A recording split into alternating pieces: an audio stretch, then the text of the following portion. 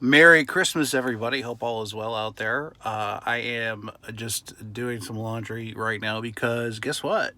The machine in my apartment actually broke. Somebody poured concrete in. That's always nice. Doing some holiday cheer. So basically at the laundromat, and I actually like the laundromat. Surprising the one here in Broadview Heights is actually really nice.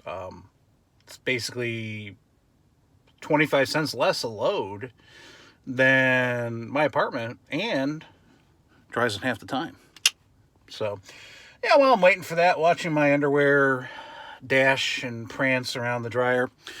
I don't like that part, but um, basically, yeah, I've been thinking about which direction I want to go. Do I want to stay in an apartment or do I want to move into a house? And the thing is that I do want to move into a house, maybe down the road, but not now. Um, and I've been thinking about, you know, van life and things like that. The problem is with COVID right now, you know, there's such restrictions and things like that. But the thing is, the way I see it, I think people don't realize that, you only live once and you need to take those risks that you need to. Gotta take my mask off here, sir. But, just a lot of things going on right now in my head about what life's going to bring and, things like that. And, I'm working a job now where I'm working second shift. So I work till about 11 o'clock.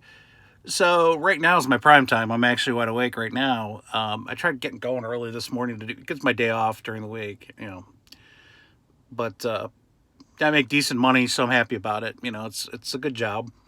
I'm very blessed. Um, so I'm doing laundry right now, and I just wanted to think about, I want to move out of my apartment just because I don't like living in communal spaces. I never have. Even when I was dating people, I was engaged to somebody. I wasn't the biggest fan of living in communal spaces. And it's not to say that I don't love people. It's just that I have to have a place that's my own. That's just in my DNA. That does not change. You could try to tweak it, but it doesn't change. It's still the same thing. And I think it's gotten worse. It's gotten worse. So you can see I shaved my head. It's gotten worse as I've aged. I mean, it's. I mean, if I ever were ever to get married, I would probably have to have my own man cave downstairs and maybe a little sectional on the other end, probably. That's just the kind of person. It doesn't mean I don't love that person. It's just that I have to have solitude time. That's just who I am. Some people love to be around other people. I don't mind being around other people for a very limited amount of time. I do my best thinking and my best gathering of what I need to do going forward when I'm by myself. When I turn the voices off and stop listening to everybody else and just listen to my heart or listen to God, He doesn't give you a voice because the voice is the Word of God. That's the Bible.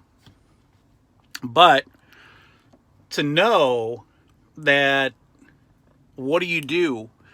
And the choice is like, well, you live in a van. Okay, well, yeah, you would save money on rent, but you would be sleeping at a different spot every night.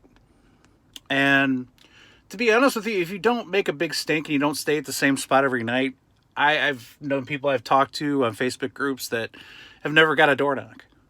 There's people that got several door knocks, but those people would probably, they're staying in a recreational vehicle.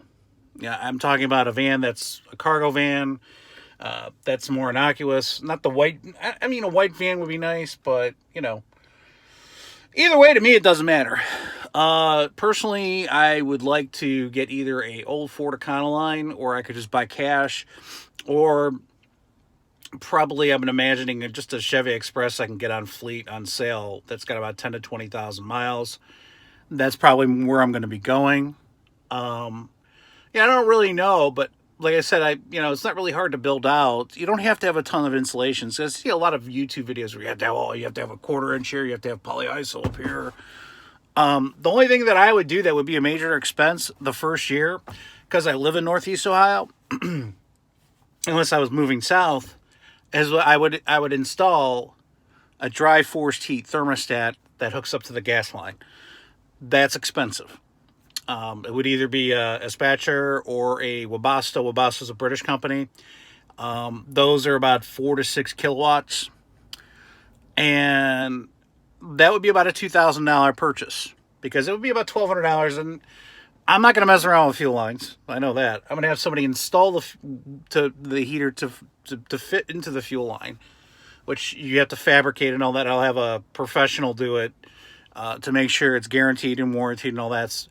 Because then it's not like an Olympian Wave or a My Buddy heater where, it takes oxygen to combust. It's combusting outside. So that's the great thing about forced heat. I can wake up and it's 10 degrees outside. I can press a button and I can have it be 68 degrees in the van. I love that. That's going to be my first major purchase. Obviously, you're going to get the van fan. But if I get an extended van, I would probably get 2 vent fans because you got to have circulation. One fan's not going to do it if you have an extended one. So those are things that I'm thinking about. Probably, I would imagine, to me, more of like an Express or an Econoline. Just because the Ford Transits have had so many problems with them. A lot of recalls. 2017s where the coils break or the transmission, there's issues. The Econolines do burn oil after age, but those things are beasts. I mean, I've talked to people where they've had theirs for 21 years. It's lasted them 400,000 miles. If you take care of them, and the thing is that if you take care of them, they last that long. So, if I find a good deal on one that's not a rust bucket, I might just buy one cash and just move into one of those for a year or maybe 2 or maybe just a year. Okay, because at least a year, you move into it, you get your feet wet, whatever. I've slept in my Kia Soul over the fall. I've retrofitted a couple things. I have a seat in the back. I have insulation in here. I have a swivel out desk, so if I wanted to work from home, I can work from home and sit back there.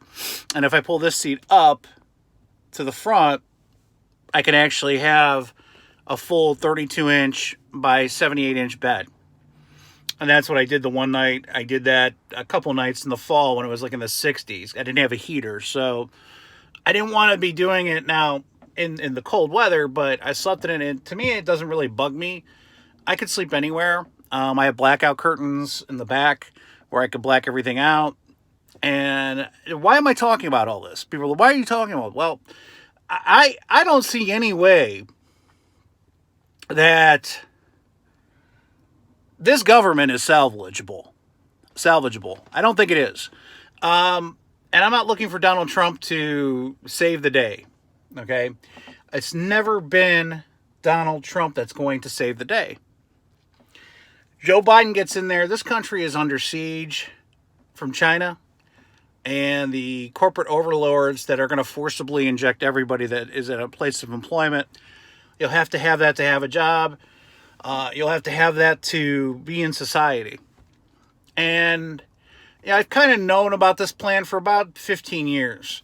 But towards the end, I thought, okay, well, maybe we can bypass it with Trump. Maybe he can do something else. And I was obviously wrong.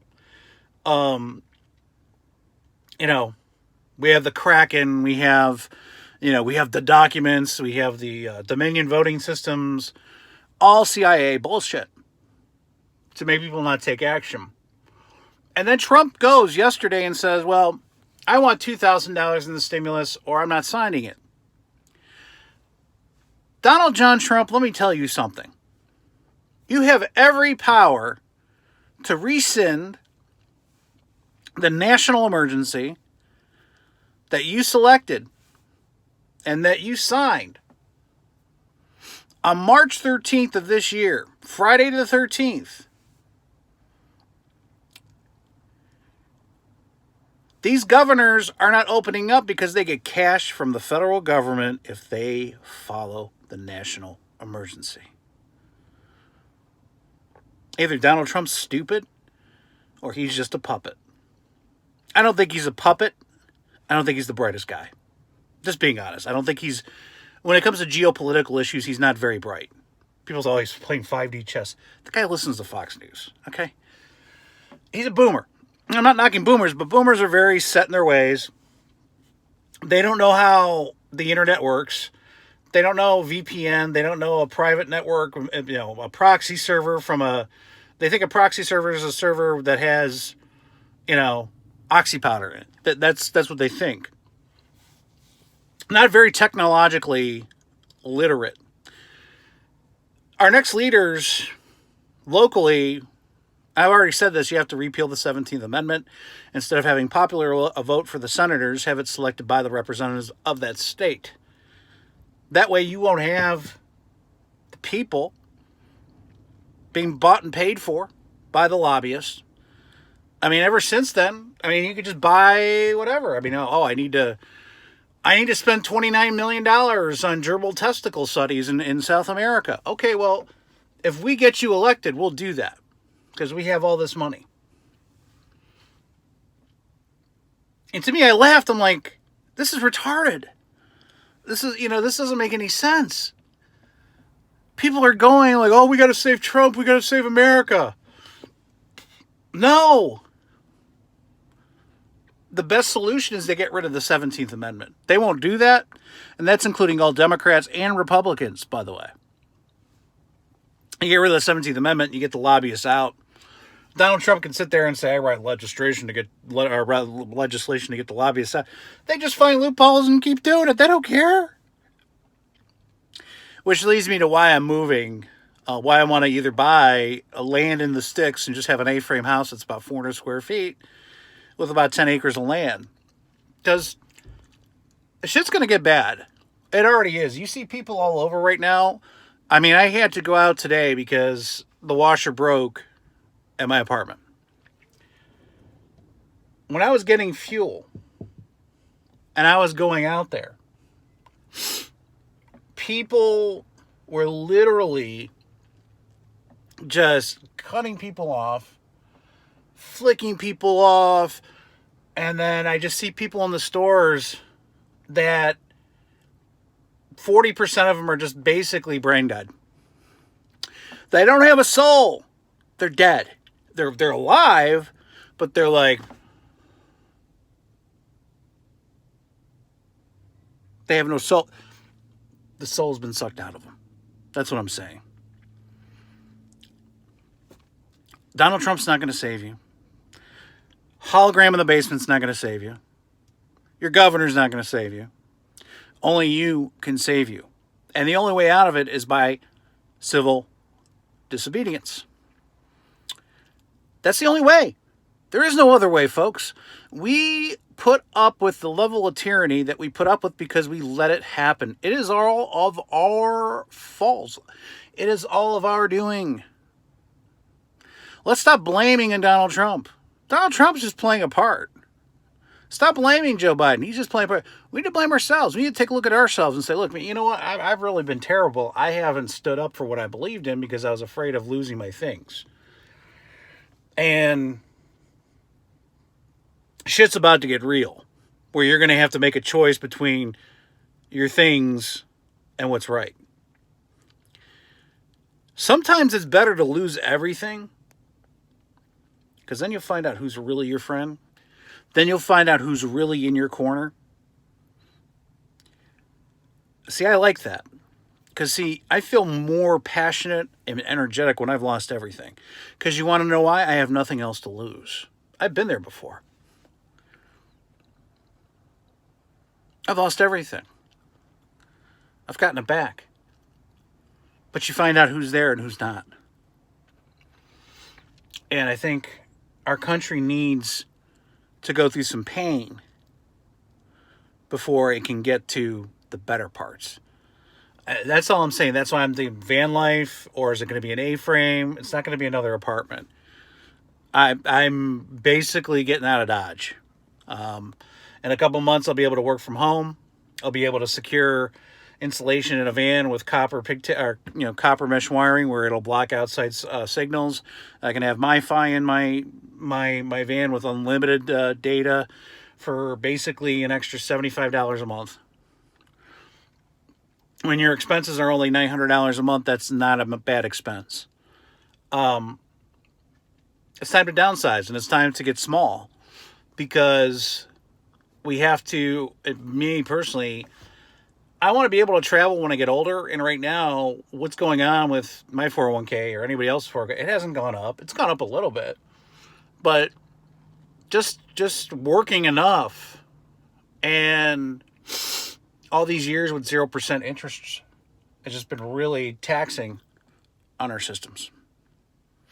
And I think that this would enable me to be able to cut expenses, to be able to afford the lifestyle I want when I retire, if I ever do.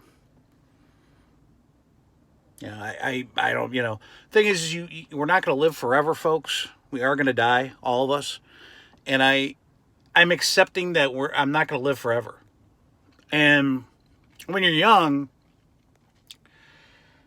and you think that you're invincible, but you're not. When you get to around where I'm at, about early 40s, you kind of get to the point of, okay, well, I'm not going to live forever. This is what I want to do with my life. Some people know that when they're 10 years old. Some people know that when they're 21 years old. Some people know that when they're 75. Whew. And some people know that when they're, on their deathbed. But we don't have forever. And I don't want to live a life where it's just like, well, I could have, if I would have done this, I could have done this, or, whatever. I would have had a better life. No. I don't want to live like that anymore. I don't want to live in a world like that anymore. You have to live like tomorrow's not guaranteed. You have to take charge of your life. Stop with thinking tomorrow is going to be maybe tomorrow I'll get to it. Maybe tomorrow I'll get to it. And then tomorrow never comes. I mean, I did the same thing. Well, I'll go back to school, or, I'll pay this off when I get back to here. I'll do this by the time I'm 35. You're sitting here and I'm 42 now. See, time has a way of slipping by. And I accept that I won't be here forever. And I think people need to accept that. And not as some ghoulish thing like, oh my God, we're all going to die, it's bad. Like I'm black-pilled nihilistic. No, I'm not saying that. What I'm saying is that we have to come from a place of love, and we have to love each other, because tomorrow is not guaranteed. And I just swallowed some snot because I think I was about to sneeze, and I sneezed in my mouth. Very disgusting. Anyways, I don't have COVID. Your thoughts? What do you think? What do you want to do for 2021? Same old, same old. Let's just stay locked down in our houses while people keep losing everything? No. This ends today. No more saying that, oh, well, we'll just get along to get along. No, you gotta put your foot in the sand. You gotta say no. And people need, and that includes me, to start loving what's right more than our things. You guys have a nice holiday, a good Christmas. If I don't talk to you soon, God bless you all.